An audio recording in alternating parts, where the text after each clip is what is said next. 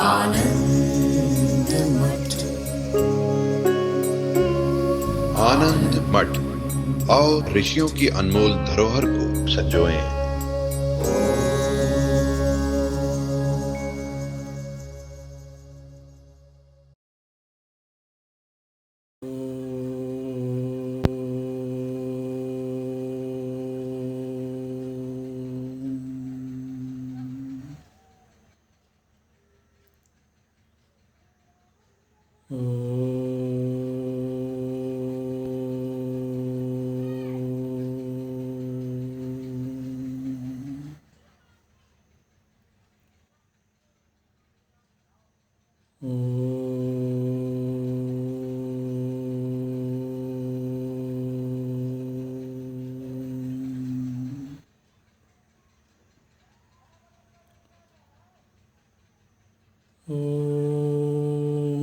भद्रं कर्णेभिः शृणुयाम देवाः, भद्रं पश्येमाक्षभिर्यजत्राः, स्थिरैरङ्गैस्तुष्ट्वागुंसस्तनूभिः व्यशेम देवहितं यदायुः। स्वस्ति न इन्द्रो वृद्धस्रवाः, स्वस्ति नः पूषा विश्ववेदाः,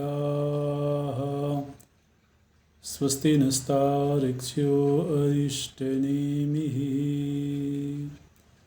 स्वस्ति नो बृहस्पतिर्दधातु।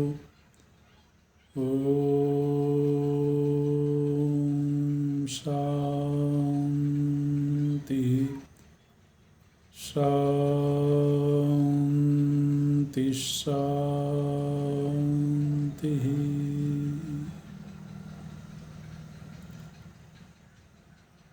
सच्चिदानन्दरूपाय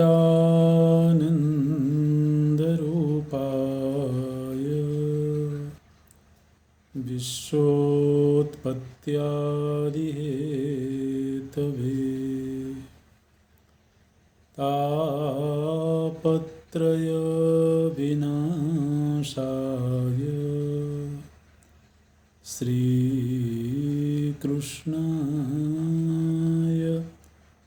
वयं नमः।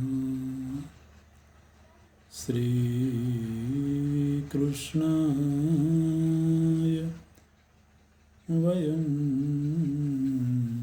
नमः। नारायणं नमस्कृत्य नरं चैव नरोत्तमं, देवीं सरस्वतीं व्यासं ततो जयमुदीरयेत्। ततो जयमुदीरयेत्।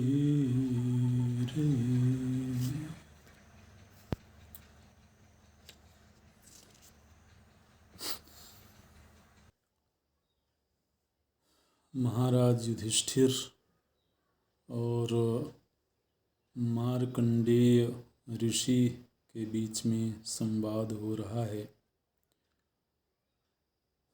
उस समय पर भगवान कृष्ण भी उसी सभा में उपस्थित हैं। इस समय पांडव काम्यक वन में रह रहे हैं, जहाँ पर कि भगवान कृष्ण का आगमन हुआ था और मार्कंडेय ऋषि का भी आगमन हुआ था। मार्कंडेय ऋषि कुछ धर्मोपदेश कर रहे हैं। महाराज युधिष्ठिर के द्वारा प्रश्न पूछा जाता है और उसी प्रश्न के उत्तर के रूप में वो धर्म का उपदेश होता है, अध्यात्म का उपदेश होता है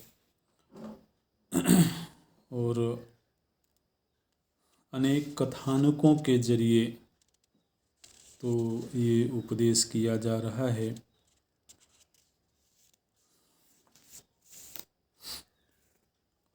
महाराज युधिष्ठिर के द्वारा ये प्रश्न किया गया है कि आप कल्पांत जीवी हैं। कल्पांत जीवी मने इस युग का बीतना, युगों युगों का व्यतीत होना भी आपके मृत्यु का हेतु नहीं बनता है।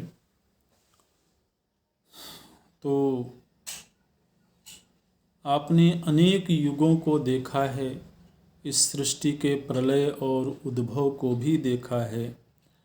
तो आप कृपा करके संक्षेप में हमें थोड़ा इस सृष्टि के प्रलय के संदर्भ में बताएं, इस सृष्टि की उत्पत्ति के संदर्भ में बताएं। तो मार्कंडेय ऋषि सबसे पहले बोलते हैं कि युधिष्ठिर,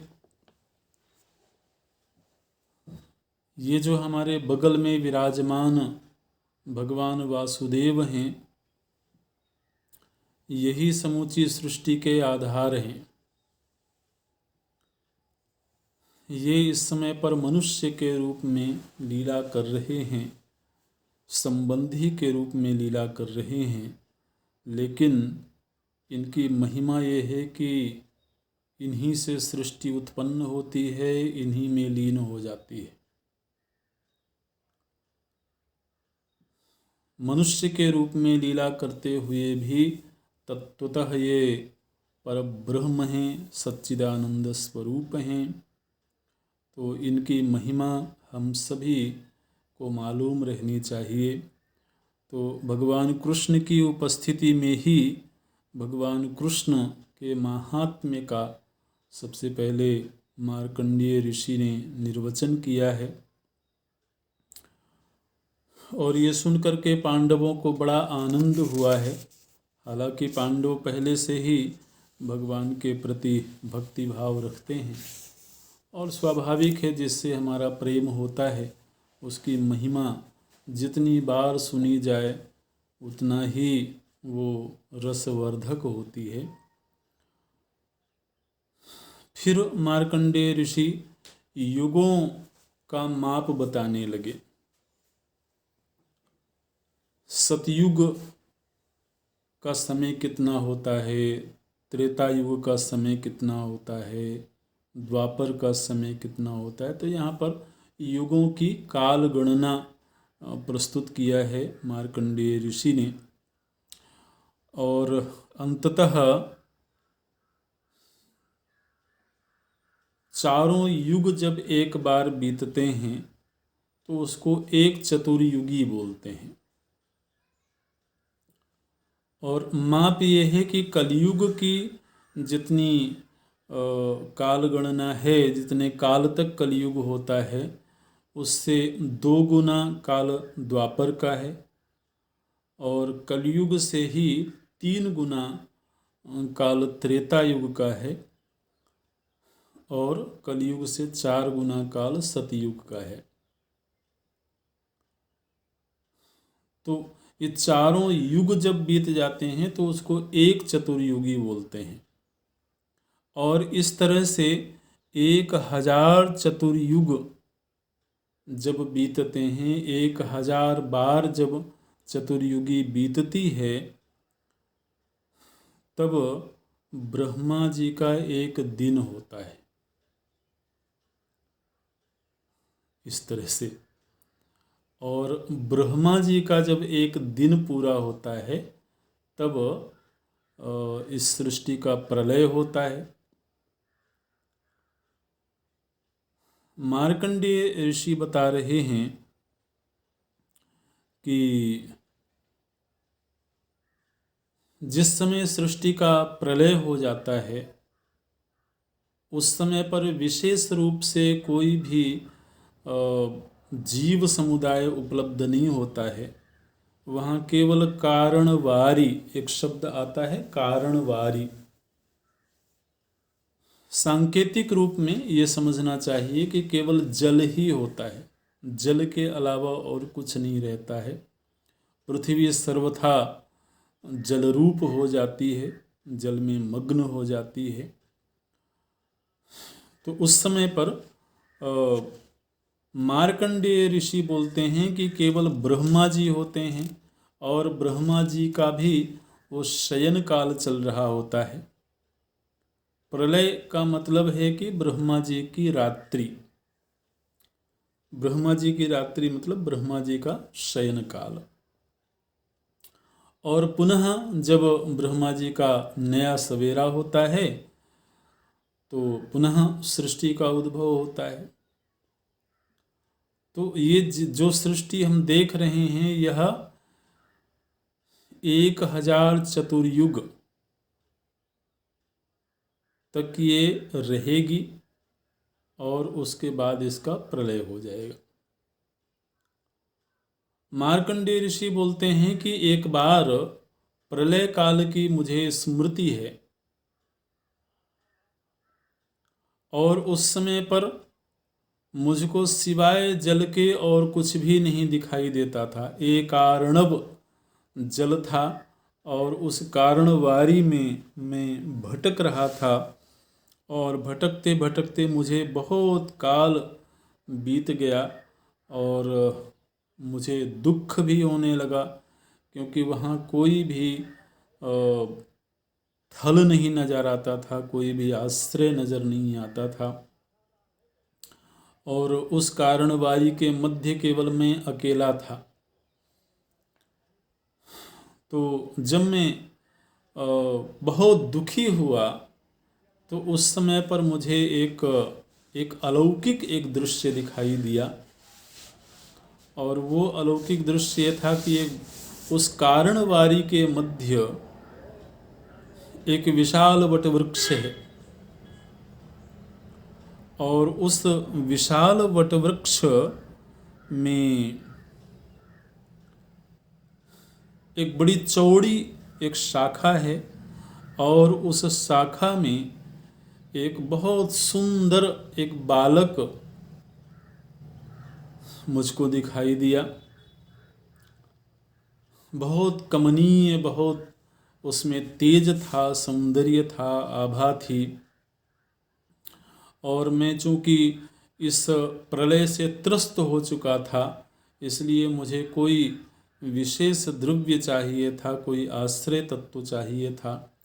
तो उस समय जब वह वटवृक्ष मुझे दिखाई दिया तो मैं उस वटवृक्ष के समीप में गया और उसके एक शाखा में एक नन्हा सा बालक लेटा हुआ है, किलोल कर रहा है। बहुत ही सुंदर है, उसकी आँखें बड़ी सुंदर हैं और मैंने जब उसको जाकर के देखा तो मेरे मन में कौतूहल हुआ कि ये कौन है। उसी समय पर उस बालक के भीतर से ध्वनि प्रकट हुई और उस बालक ने कहा कि मार्कंडेय, सीधे मेरा नाम लेकर के उस बालक ने कहा कि मार्कंडेय, मैं जानता हूँ इस समय तुम बहुत थक चुके हो और तुम्हें विश्राम की आवश्यकता है, इसलिए मैं तुमको विश्राम देने के लिए यहाँ पर उपस्थित हुआ हूँ। ऐसा कह करके उस बालक ने अपने मुख को खोला है थोड़ा सा और बलात् मानो कि मुझे कोई धक्का दे रहा हो, बलात् में उस बालक के मुख में प्रविष्ट हो गया। और जब उस शिशु के मुख में मैं प्रविष्ट हुआ, उसके उदर में गया तो उस उदर में मुझे पूरा ब्रह्मांड दिखाई देने लगा। उसमें सूरज, चांद, धरती में रहने वाले लोग, युगों का परिवर्तन, मनुष्य, पशु, पक्षी, वृक्ष, जलाशय, पर्वत, सारी की सारी सृष्टि मुझको उस उदर के भीतर दिखने लगी। यहाँ तक कि प्रलय के पहले मैं जिस आश्रम में रहता था, मेरा जो आश्रम था, वो आश्रम भी मुझे मिल गया और मैं अब वहाँ अपने आश्रम में रहने लगा। और वहाँ अपने आश्रम में रहते हुए मैं तपश्चर्या भी करने लगा। और इस तरह से तपश्चर्या करते हुए मुझे वहाँ कई युग बीत गए। और वहाँ भी प्रलय की स्थिति हुई। और पुनः मैं जब वहाँ दुखी हुआ, खिन्न हुआ, तो अचानक से मैं उस बालक के मुख के बाहर आ गया। और जब मैं उस बालक के मुख के बाहर आया तो मुझे समझ में आ गया था कि ये बालक कोई और नहीं बल्कि ये स्वयं प्रभु हैं, ईश्वर हैं, परमात्मा हैं। मैं उनकी स्तुति करने लगा। और स्तुति जब मैं कर रहा था उसी समय पर भगवान बोलते हैं, बोले कि हे विप्रवर, मैंने पूर्व काल में जल का नाम रखा था नारा। ऐसा उस बालक ने कहा कि मैंने पूर्व काल में जल का एक नामकरण किया था, वो नाम था नारा। नार भी बोलते हैं, नारा भी बोलते हैं।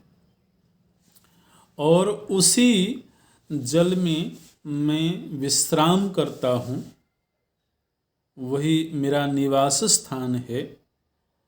तो नारा एव अयनम, अयन माने विश्राम स्थली, घर। तो नारा ही जिसका घर है वो नारायण है, और वही नारायण मैं हूँ। इस तरह से प्रभु जी ने अपना परिचय दिया और फिर बोलते हैं कि चूँकि तुम मेरे भक्त हो, तुम मेरे शरण में आए, इसलिए मैंने तुमको विराट रूप का दर्शन करवाया है। उधर में जो मार्कंडेय जी गए थे और वहाँ समूचे ब्रह्मांड का दर्शन हुआ, तो भगवान बोलते हैं कि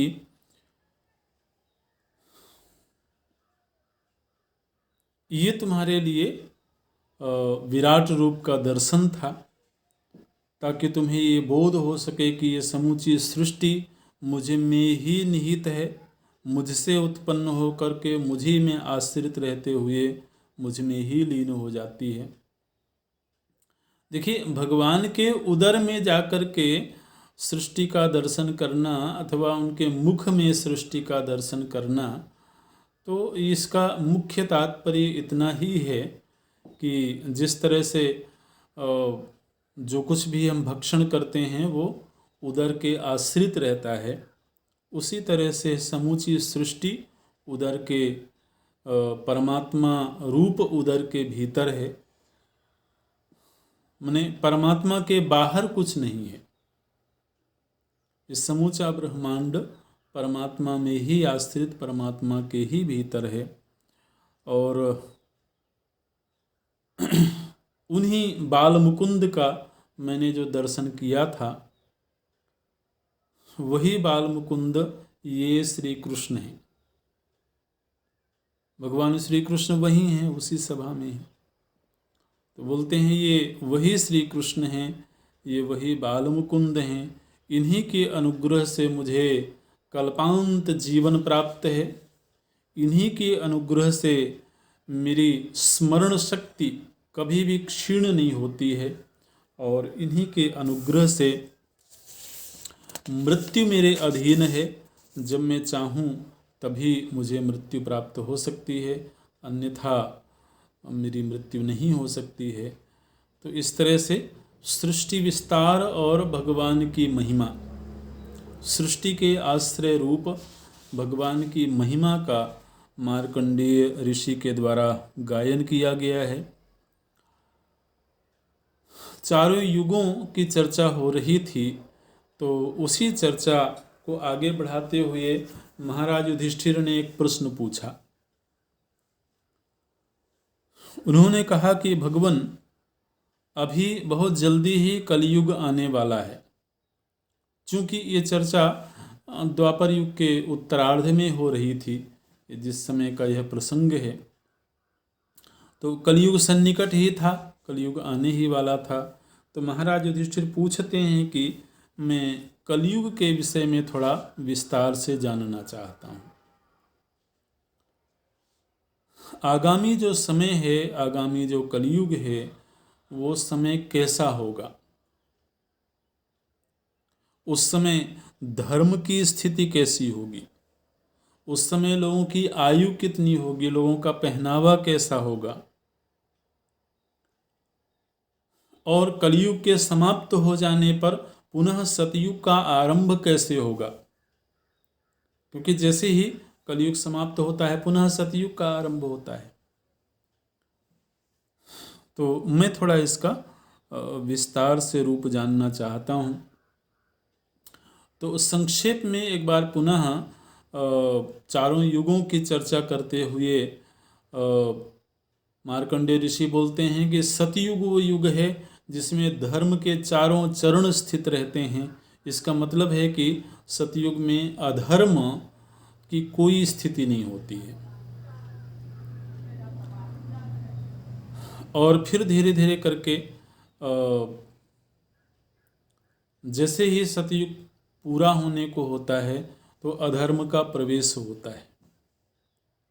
और जब अधर्म का प्रवेश होता है तो धर्म का एक चरण खंडित हो जाता है। वो त्रेता युग का काल है। फिर द्वापर युग का काल आता है तो अधर्म और ज़्यादा प्रविष्ट होता है, उससे धर्म आधा रह जाता है। और फिर जब कलयुग आता है तो फिर अधर्म इतना बढ़ जाता है कि धर्म केवल 1/4 रह जाता है। ऐसे चरण का मतलब है कि किसका कितना हिस्सा है ना। जैसे सतयुग में तो धर्म पूरी तरह से, मतलब अधर्म का आचरण कहीं नहीं होता है। और हमारे वैदिक सनातन परंपरा के अनुसार धर्म के आचरण का अर्थ है वर्ण आश्रम व्यवस्था। इस बात पर ध्यान दीजिएगा। वर्णाश्रमाद्यैः अनुष्ठीयमानः धर्मः प्रत्ययं गमिष्यति। तो वैदिक धर्म का अर्थ है वर्ण और आश्रम के अनुसार जीवन। वर्ण की शुद्धता, आश्रम की शुद्धता। तो वर्ण शुद्धि होगी वो संतान परंपरा के आधार पर, और आश्रम शुद्धि होगी आश्रम निष्ठा के आधार पर। जो जिस आश्रम में है उस आश्रम के धर्म का निष्ठापूर्वक पालन करे। तो वैदिक धर्म का तात्पर्य है जिस समय पर वर्ण पूरी तरह से विशुद्ध है, वर्ण सांकर्य नहीं हो रहा है और अपने अपने वर्ण के अनुसार लोग आचरण कर रहे हैं। और जो जिस वर्ण में पैदा हुआ है उस व्यक्ति के भीतर उस वर्ण संबंधी गुण भी हैं। तो जिस काल में वर्ण और आश्रम विशुद्ध रूप से बने हुए हों उसको धर्म की शुद्धता बोलते हैं। वो सतयुग की स्थिति है। फिर जैसे जैसे वर्ण में विकार आने लगा, आश्रम में विकार आने लगा, वैसे वैसे धर्म विकृत होने लगा।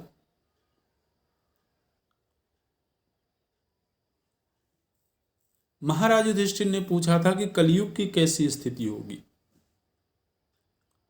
तो बोलते हैं मार्कंडेय जी, कलयुग में चूंकि धर्म बहुत सीमित मात्रा में रह जाएगा, अधर्म की व्यापकता हो जाएगी, और अधर्म जब समाज में व्याप्त हो जाएगा तो उसका पहला लक्षण ये है कि वर्ण व्यवस्था खंडित हो जाएगी।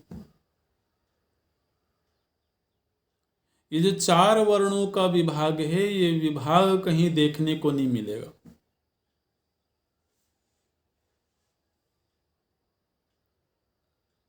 व्यक्ति के आचरण से पता नहीं लगेगा कि ये ब्राह्मण है कि क्षत्रिय है। व्यक्ति के रहन सहन से, व्यक्ति के खान पान से, व्यक्ति के आहार विहार से, पहनावे से, लोक व्यवहार से ये कहीं नहीं पता लगेगा कि कौन किस वर्ण का है। वर्ण विभाग खंडित हो जाएगा, ये कलयुग की स्थिति होगी। और वर्ण विभाग का खंडित हो जाना माने अधर्म का व्याप्त हो जाना। इसी तरह से आश्रम व्यवस्था, ब्रह्मचर्य आश्रम नाम मात्र को होगा, यह शायद नाम भी ना रह जाए। इसी तरह से हर आश्रम की स्थिति होगी। आश्रमों का यदि कदाचित नाम भी हो तो नाम तो रहेगा, लेकिन आश्रम संबंधी कोई आचरण नहीं देखने को मिलेगा।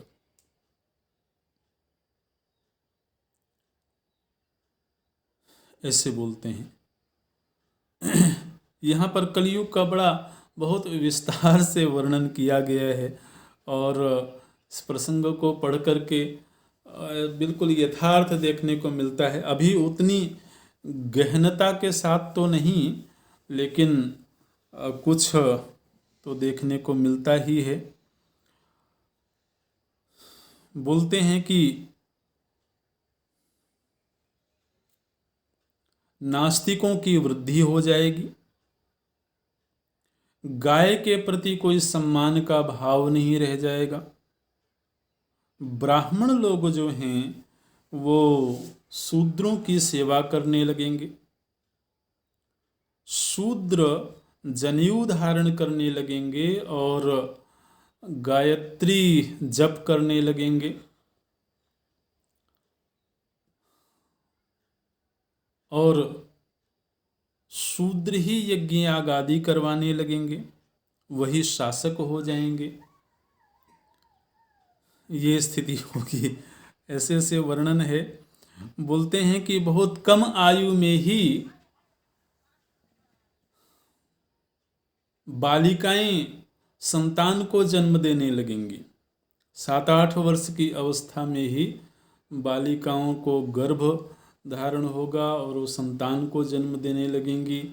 कोई कन्यादान नहीं करेगा और कोई कन्या की याचना भी नहीं करेगा। स्त्री और पुरुष आपस में ही मिलकर के विवाह कर लेंगे, और विवाह भी केवल नाम मात्र को ही रह जाएगा।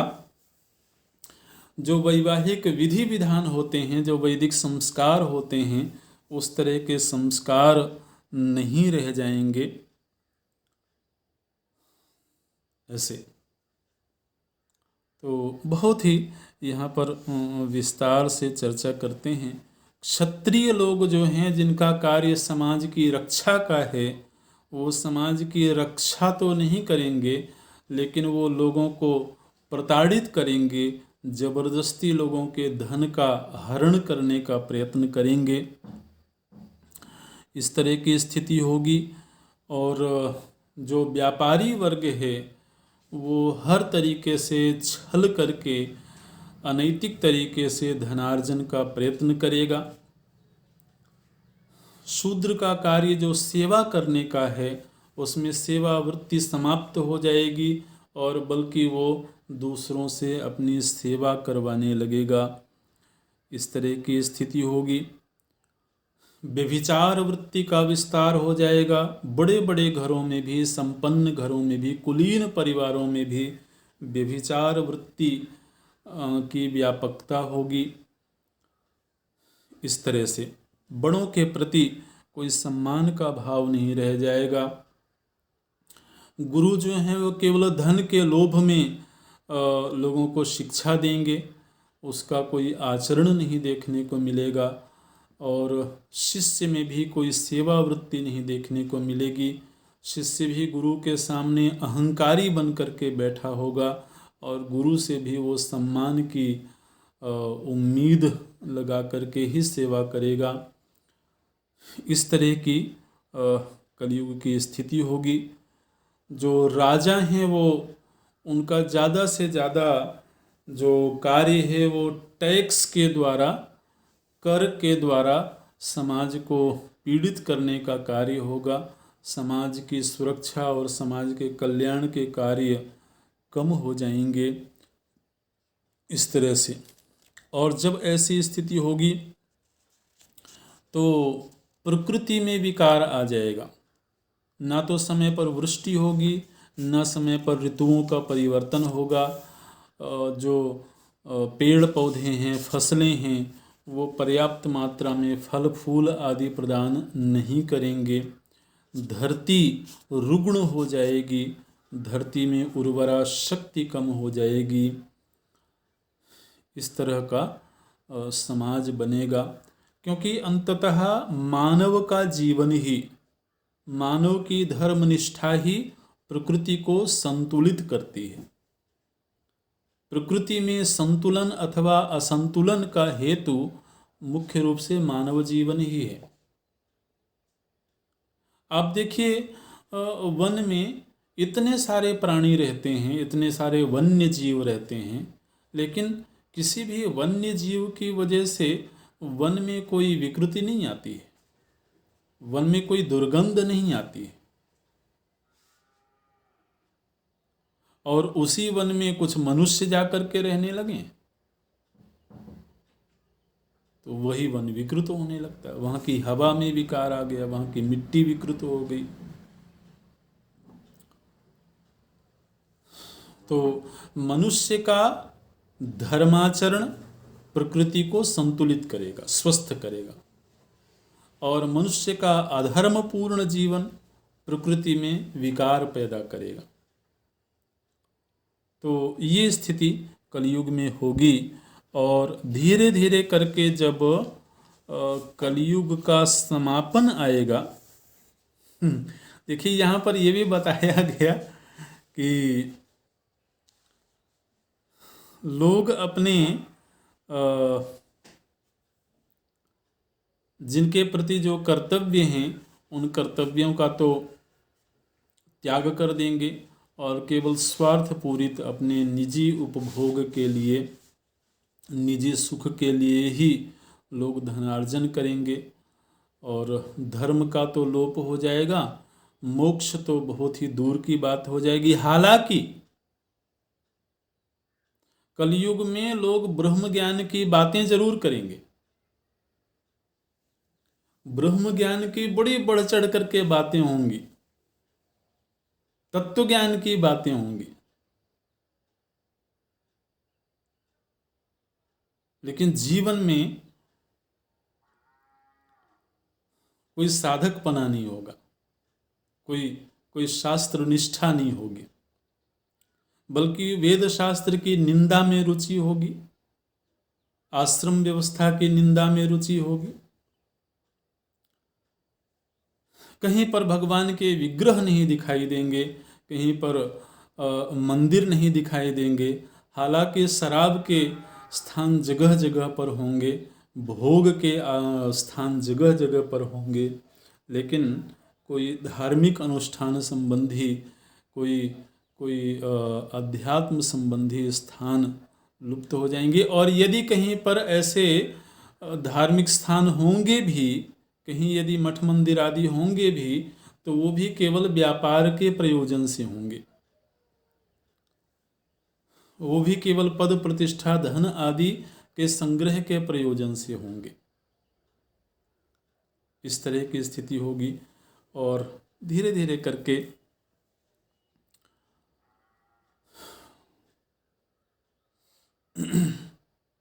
जब कलयुग का अंत होने को होगा और सतयुग का आरंभ हो रहा होगा।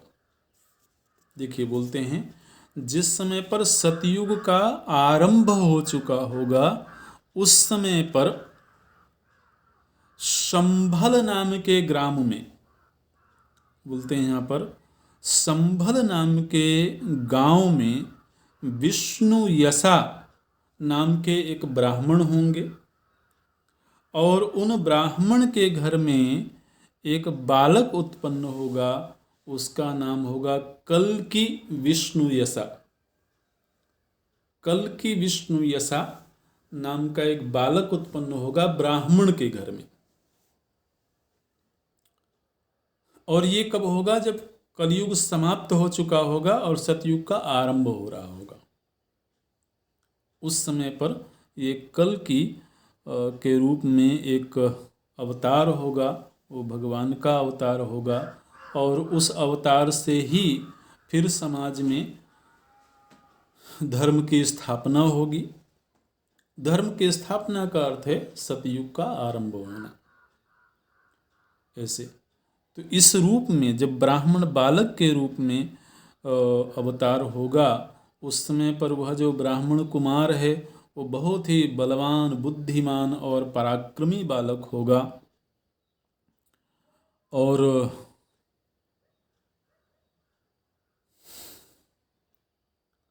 वो ब्राह्मण बालक होकर के भी क्षत्रियोचित आचरण करेगा।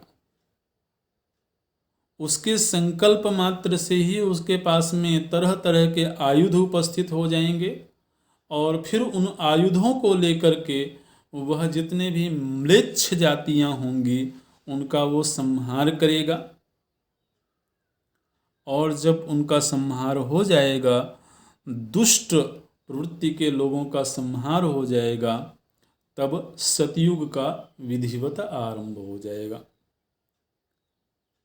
क्योंकि वहाँ से धर्म की स्थापना होगी। इस तरह से तो ये युगों का कुछ वर्णन किया है मार्कंडेय ऋषि ने। और प्रश्न पूछते हैं महाराज युधिष्ठिर और उन प्रश्नों के संदर्भ में महाराज शिवी का चरित्र बताते हैं और ययाति राजा का चरित्र बताते हैं। आगे जाकर के एक प्रश्न महाराज युधिष्ठिर ने पूछा है कि दान किसको देना चाहिए, दान देने के लिए सुपात्र कौन है। तो यहाँ पर उसका वर्णन किया गया है। एक तो सबसे पहले ये बताया कि दान किसको नहीं देना चाहिए,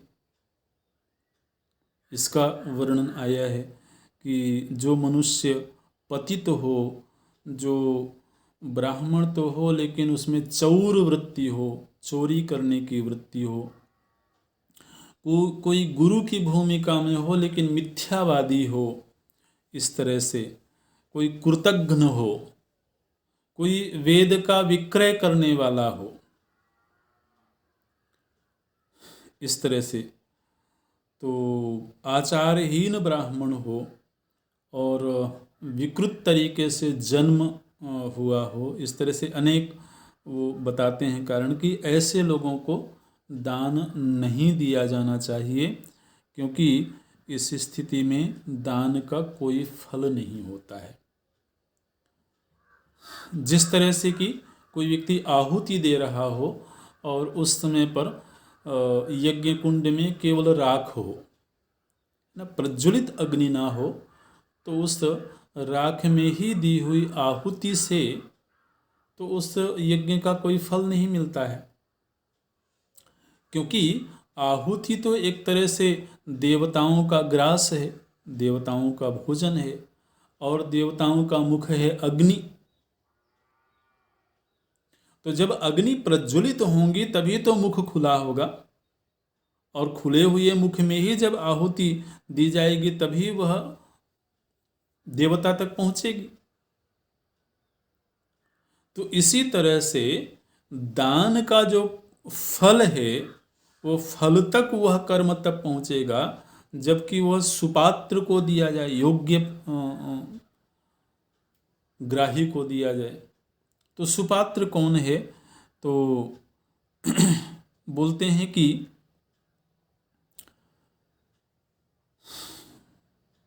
जो वेदादि का अध्ययन करके मंत्र जप, पाठ, हवन, स्वाध्याय, वेदों का अध्ययन, इन सब साधनों का अनुष्ठान करते हुए वह एक वेदमयी नौका का निर्माण करता है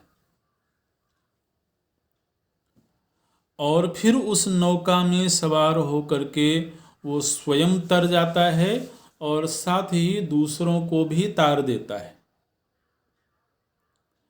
तो जो स्वयं तरने और दूसरों को तारने की सामर्थ्य रखता हो वही दान के लिए सबसे सुयोग्य पात्र है, ऐसे बोलते हैं जो संपूर्ण शास्त्रों का विद्वान हो और मनन सामर्थ्य हो और उसके जीवन में तदनुरूप आचरण हो। और मुख्य जो यहाँ पर पहचान बताई गई है, 2-3 बार इस बात को दोहराया गया है मार्कंडेय ऋषि के द्वारा कि वह ब्राह्मण जो स्वयं तरने की सामर्थ्य रखता हो अपनी तपस्या साधना से और दूसरों को तारने की सामर्थ्य रखता हो वही सर्वथा सुयोग्य पात्र है। इस तरह से तो और कई पैमाने, कई मापदंड बताए गए हैं। लोकों के विषय में कुछ प्रश्न हुए हैं तो उसकी चर्चा भी मार्कंडेय ऋषि करते हैं। जीवन में तप, पवित्रता, मोक्ष का स्वरूप क्या है, तो इससे संबंधित प्रश्न किया गया है और उसका भी वर्णन यहाँ पर मार्कंडेय ऋषि करते हैं।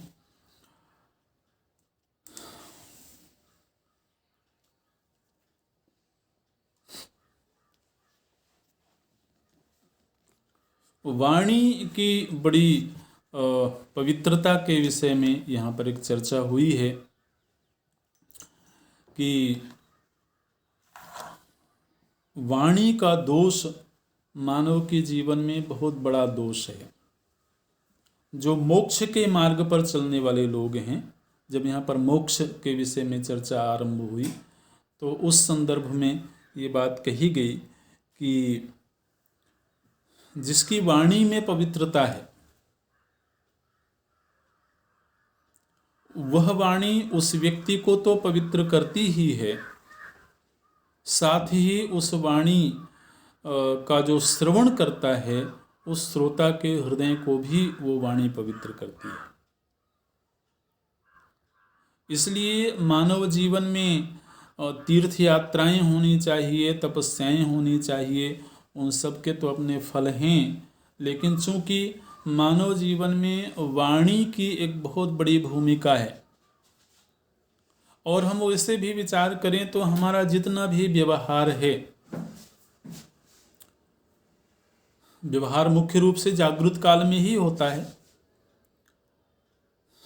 तो हमारा जितना व्यवहार काल है अगर हम उसका ठीक ठीक विश्लेषण करें तो हम ये पाएंगे कि उस व्यवहार काल में सबसे ज़्यादा अगर किसी इंद्रिय का प्रयोग होता है तो वो वाक इंद्रिय का प्रयोग होता है, वाणी का प्रयोग होता है,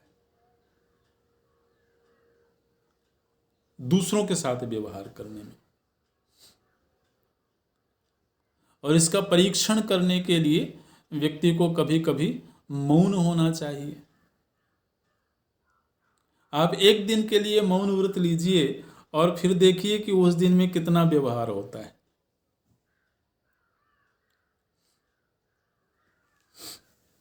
बिल्कुल व्यवहार की न्यूनता हो जाएगी। और मौन का अर्थ केवल ये मुख से जो ध्वनि प्रकट हो रही है उसी तरह से मौन नहीं, हर तरीके से जो अपने विचारों के संप्रेषण का जो भी माध्यम हो। वाणी क्या है? वाणी का मतलब है कि यहाँ जो भी विचार या भाव प्रवाहित हो रहे हैं उनको दूसरों के पास तक संप्रेषित करना, उसी को वाक बोलते हैं, वाणी बोलते हैं। तो विचार या भाव के संप्रेषण के जितने माध्यम हैं उन सभी का यदि निरोध कर दिया जाए तो वाणी का मौन कहलाएगा। तो आप जरा सोचें कि यदि संप्रेषण शून्य हो जाए तो उसके बाद फिर हमारा कितना व्यवहार होगा।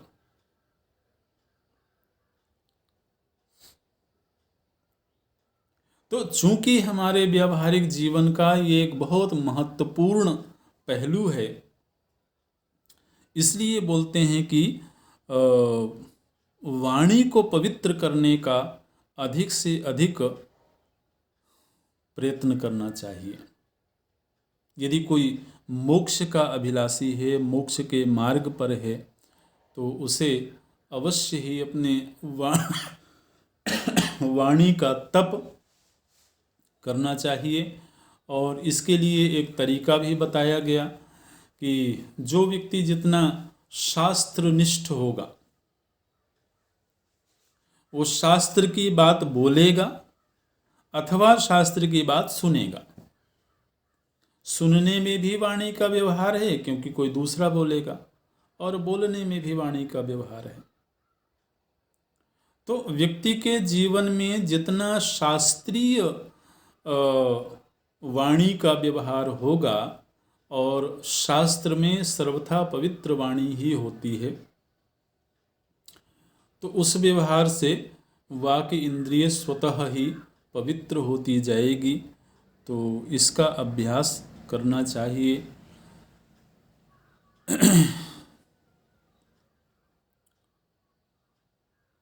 मोक्ष के संदर्भ में एक बात बोलते हैं कि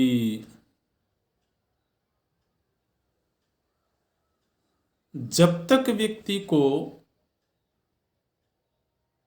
सर्वाधिष्ठान प्रभु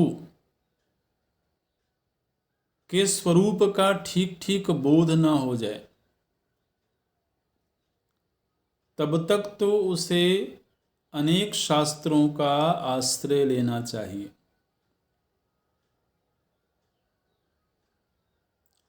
लेकिन यदि किसी के जीवन में एक श्लोक के आधे हिस्से का श्रवण करके भी उस तत्व का बोध हो गया, तो फिर उसे अन्य शास्त्रों के अध्ययन की आवश्यकता नहीं रहेगी।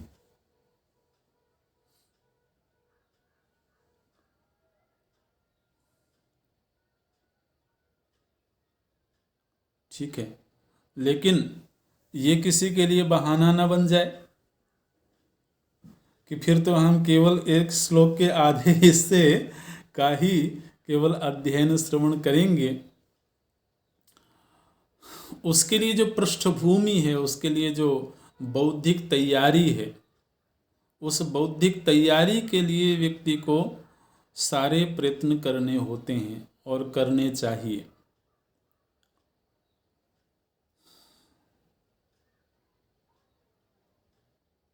यहाँ तक कि बोलते हैं कि केवल 2 अक्षर तत्,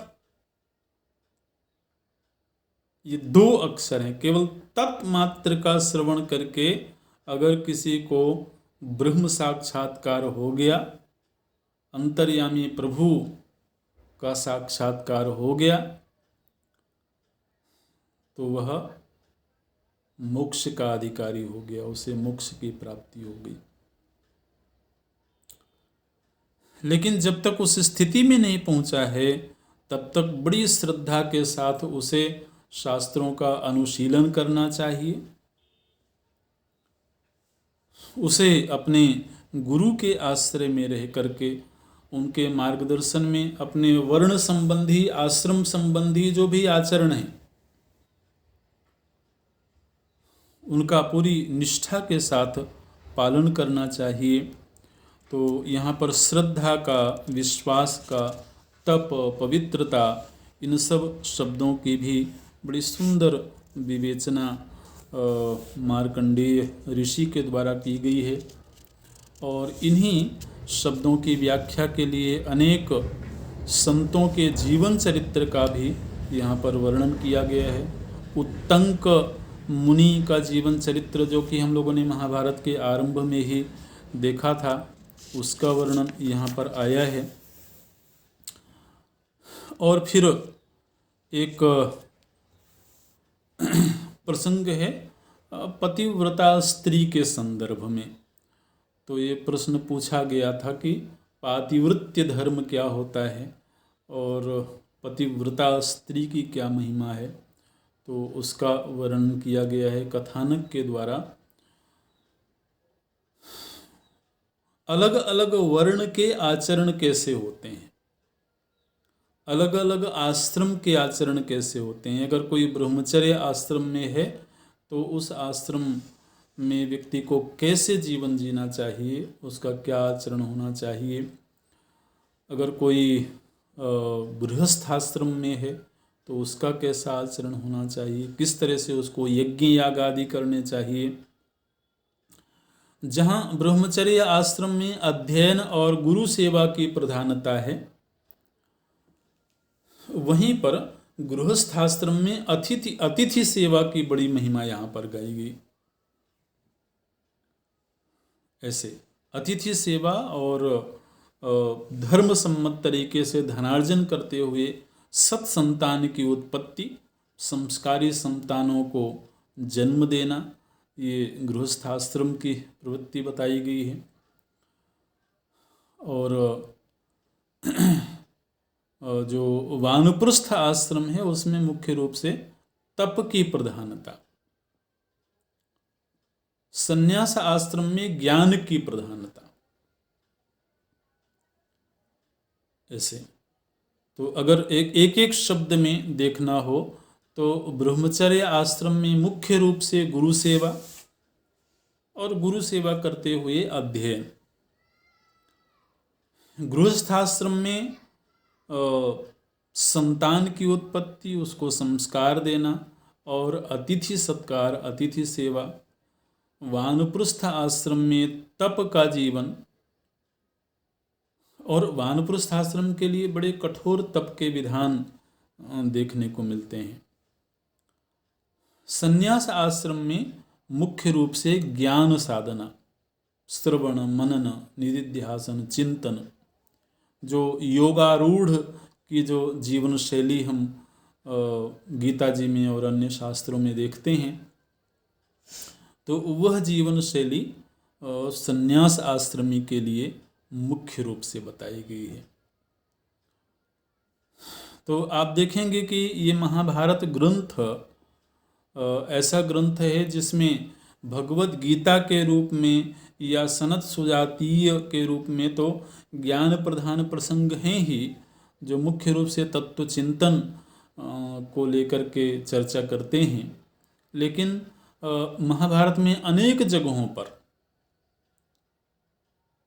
धर्म के जो विविध रूप हैं, वर्ण संबंधी और आश्रम संबंधी, तो इनका भी बहुत विस्तार से चिंतन देखने को मिलता है। ओम, अभी यहीं पूरा करते हैं।